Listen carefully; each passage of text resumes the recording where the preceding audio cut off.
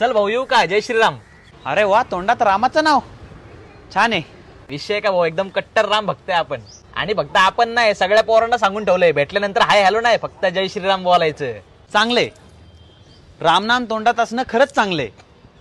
पण हा राम तू कधी विचारात आणलायस का?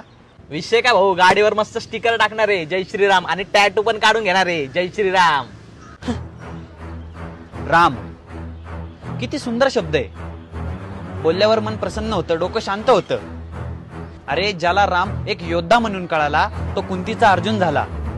ज्याला राम एक देव म्हणून कळाला तो अंजनीचा हनुमान झाला. ज्याला राम एक शब्द म्हणून कळाला तो वाल्याचा वाल्मिकी झाला. आणि ज्याला राम एक राजा म्हणून कळाला तो जिजाऊचा शिवबा झाला.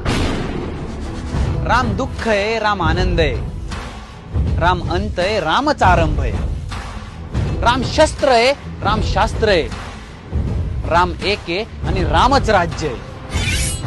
राम मर्यादा आहे, राम मार्ग आहे. राम कर्म आहे आणि रामच धर्म आहे. राम फक्त ओठांवर नकोय रे, राम मनात पण हवाय. कारण ओठांवर असला तर लोकांना फक्त राम दिसेल आणि मनात असला तरच तो लोकांना कळेल. जय श्रीराम.